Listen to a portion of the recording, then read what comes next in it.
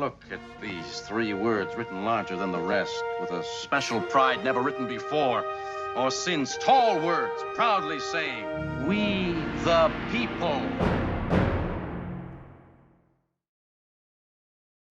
Hi, welcome everybody to a presentation from the Lex Rex Institute called Ask an Attorney. I'm your host, John Arens, newest to Lex Rex Institute. I'm joined by the president of Lex Rex, Alexander Haberbush. Good to see you, sir. Good to see you too, John. Thank you for joining us. It is my pleasure. Thank you for having me. You make this segment so much more enjoyable, let me tell you that. For me, and I hope for the audience too. And although if our initial numbers mean anything, then I think it's probably true for the audience too. It's good, right? Yeah, going well. Okay, thank God for that, and thank God for all of you at the other end of this show. Trust me, if they don't like you, they'll let you know in the comments. Oh, they do? Oh, people are like, oh, that'll be great. Okay, well, without wasting anybody's time, I do have a few questions that we're going to go over. This is Ask an Attorney after all, right? Yep. So and I'm your attorney. So. This is our attorney, Alexander. So I did have a couple questions for you. Not your attorney, though. This is not legal advice. No, just it's not. An attorney. However, depending on your case, after speaking, you may want to hire this guy. So a couple questions that came up that I thought about as a non-legal representative. Mm-hmm. First off, when it comes to your practice and what you do, are you more of a generalist or a specialist? Yeah, so most lawyers are going to be specialists. Okay. They practice whether it's personal injury law or bankruptcy law or whatever it may be. We practice constitutional law. So we practice law where the Constitution is in some way involved. Now, we're not real strict about that. And I guess more importantly, we're not sort of an issues organization, because a lot of constitutional law firms are. There might be an organization that only cares about free speech rights, or an organization that cares about, government accountability, sort of in a broad sense, or one that only brings religious. There's a lot of religious ones out there. But I mean, as far as constitutional though goes, I mean, we're talking about the Constitution. So in and of itself, that would have a broad base. Maybe more so? Relatively speaking, because obviously all the law in America falls under the Constitution in some form or another. Now, we don't practice every kind of law. We do want things where the Constitution is going to be in some way involved. So things like free speech issues, anything in the Bill of Rights, anything in 14th Amendment, anything. Well, correct me if I'm wrong, you were heavily involved with the COVID-19 mandates. Yes, if I'm not mistaken, that's when it correct. came to the vaccines. And I know there's issues with that when it came to religious rights and different. Yeah. That would be a case that you would actually. Yes, and there were a number of constitutional issues involved in most of those. A lot of those were religious exemptions. So that's obviously going to be free exercise clause of the First Amendment. Right. We also had basically unlawful enforcement of other people's power is probably the most colloquial way that I can put that.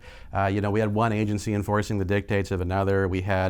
It wasn't at all clear who was in charge. Nobody's willing to take responsibility for anything, but lots of constitutional issues there. Okay. Wherever you don't know who's in charge of something and you think, hey, you're not allowed to do that, and it's the government involved, that's going to be the sort of case that we take. So I would say that we are specialists. I'm very specialized in constitutional law, but we're sort of generalist specialists, because we deal with the whole Constitution, because we want to uphold the whole thing. I like that. There's no more important parts or less important parts. We don't hold. You uphold the entire document, not just some of it. I like that. The whole thing's law, so we're going to fight for it. So kind of going for the next part, tell me a little bit about if we were to work with Lex Rex or yourself, and we were to hire your firm, our firm. What's your fee structure like? What's the billing process like?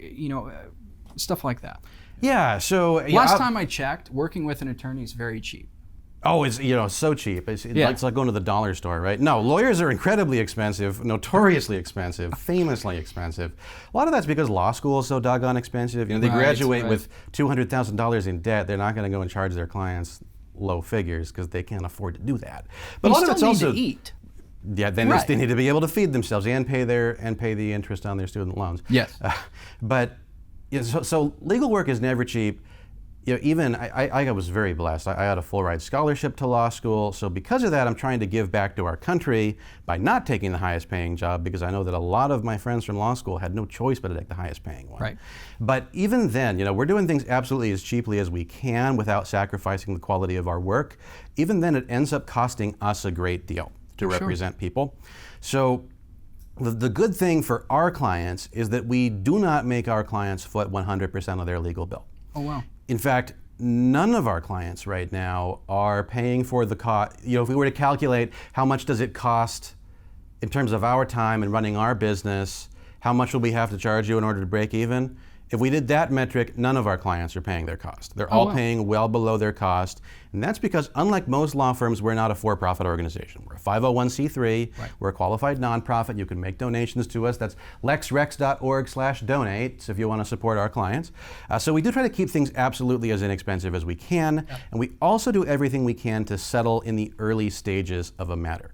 Lots of constitutional law firms are mostly interested in precedent. They care about the big cases that are going to change the future of our law. So a lot of times they'll actually build into their fee agreements that you can't settle the case. And if you are interested in settling the case, then they're going to withdraw from the lawsuit and they won't continue to fund it.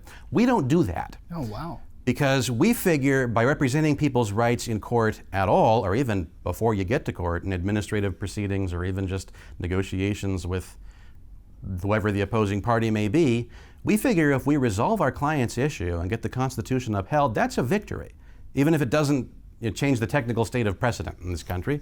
So we do charge as little as we possibly can. Most of our clients pay very, very little. We do not compensate at this point 100% of our cases. We don't have the funds to do that.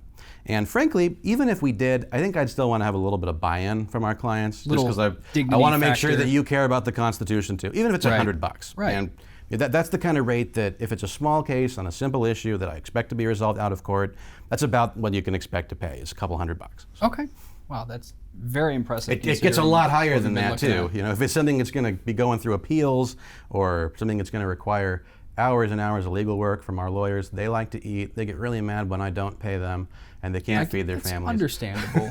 Yeah, I get it, yeah. but But since we're on the subject of time, that actually segues into the last question that we have for today. So, in regards to working with each other or retaining your services, how long on average? And that may be difficult to answer, but how long on average would we expect to work together if I were to hire you or retain your services? Yeah.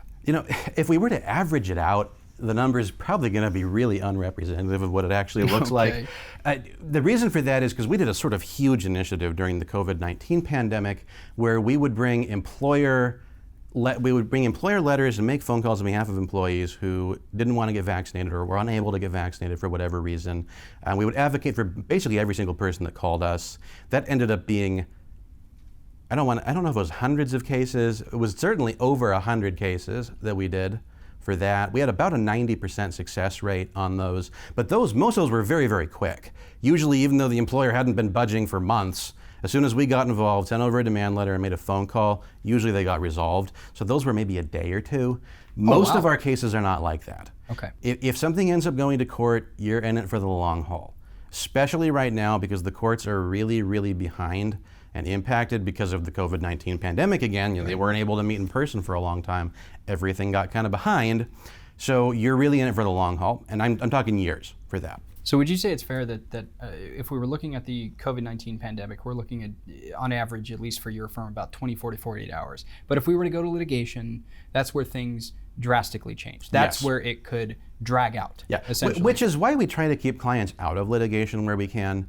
If something can be settled without going to court, it's really worth your while to do that because it's a lot less expensive for us and for you, and you get it over and done with more quickly. You're the opposing party, whoever we're suing, they fear a lawsuit probably twice as much as you fear it because they're the ones that stand to lose on it. Oh, I would imagine. So if we can use that as something to motivate people to actually get along, we'll do it. But we do often have to back that up. Sometimes people just can't agree, and they'll continue to deprive you of your rights even after we've sent them a demand letter or talked with them.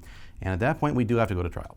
Oh, I can understand. But we'll do everything that we can to try and avoid it. Yeah. I'm a big proponent of saying that I think even lawyers and judges don't like going to court, but they do it because that is their job. Going to court's fun. Why are we going to like it? I really enjoy going to court, but I want to keep my clients out of court. That's what I meant. Yeah. I don't want to go. You can go Yeah. for me. Yeah. Okay. Ladies and gentlemen, thank you so much for joining us on the Lex Rex Institute Ask an Attorney series. We greatly appreciate you being here. There are a couple things that I want to mention. You could submit your questions to lexrex.org/connect. Also, if you would like to make a donation to our store, did you want to talk about a couple donation opportunities? Sure, yeah. So people we do give free books as something. If you donate to us, you can get one of these free books. I think there's different price points for each of them.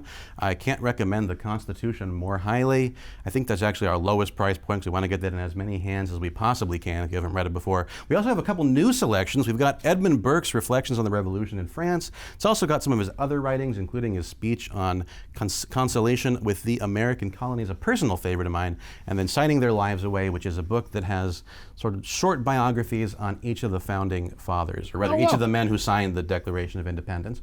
You know, it's sad to me that more of those men aren't household names, because they ought to be. So we're trying to remedy that. Well, it's a good reason to go online and check out the merchandise that we have. As always, thank you so much for taking your time to watch us. Thank you for being with the Ask an Attorney series. Yeah, and thank you, Alexander, John. My pleasure. Yeah. Good to see you.